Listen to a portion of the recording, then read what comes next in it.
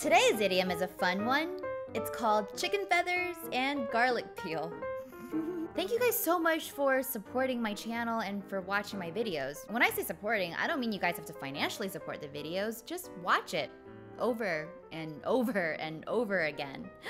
It's good for your soul. A lot of people might be wondering, why does she make these videos about Chinese idioms? I mean, we've been around for 5,000 freaking years. That's a really long time, so we've seen a lot. We created these idioms to teach our future generation, and I think it'd be really useful if other cultures learn about my culture too. So getting into the meat and feathers of this idiom today, here, have a seat. The idiom is chicken feathers and garlic peel. In Chinese, it's called 鸡毛蒜皮. So 鸡毛 means chicken, feathers, and 蒜皮 means garlic peel.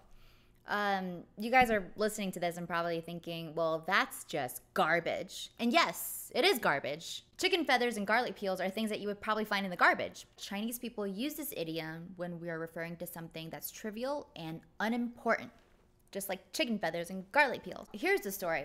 A long time ago, there were these two neighboring families. Now, one family slaughtered chicken for a living. Oh, poor chickens. And the other family ran a restaurant. Now, the family that sold chicken meat for a living would have to pluck the feathers off the chicken every morning and therefore have chicken feathers all over the ground.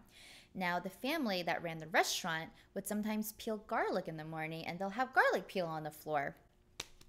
Like all the time. Okay, so sometimes the wind would blow from one family to the other and vice versa. At the end of the day, you just get a mix of chicken feathers and garlic peel everywhere. This annoyed both of the families, and so they started to argue with each other, and it got so annoying that it disturbed the neighbors. Both families wanted the situation resolved.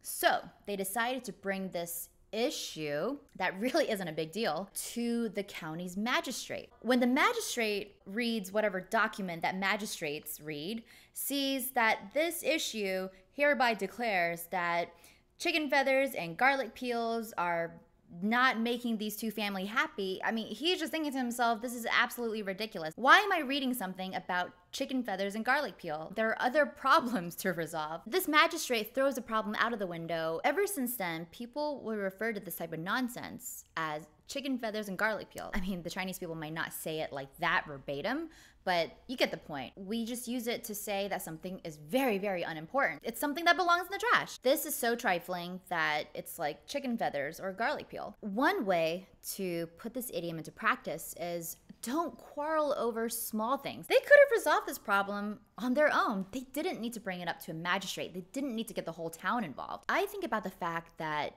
yes, chicken feathers and garlic peel are very trivial items when you look at it on the surface. But when all of this garbage is accumulated over time, it snowballs into something big, something so big that it caused these two families to bicker. Why should we let something so small fester into something so big, right? Why not nip it at the bud and try to throw things out when it's still small? Kind of like a problem that I have. You know, I sometimes don't wash my dishes in time. I just wait for the dishes to pile higher and higher, and then it becomes such a huge problem that my boyfriend has to wash them, and then he gets upset with me. Don't wait for dishes to pile up. Don't wait for chicken feathers or garlic peels to become such a problem that you get into fights with people. Small things, no matter how small they seem at first, will eventually become a big problem if you don't resolve it. Yay! And that's the end of this idiom. Oh, sorry. Thank you so much for watching today's idiom. Again, it's 鸡毛蒜皮. It's one of my favorites. I would actually like to use this idiom on a daily basis because it's just so funny and because we see trifling matters around us. And like I say all the time, if you know Chinese people out there who have never heard of any of my idioms before, feel free to shame them. All right, guys, thank you and see you next time.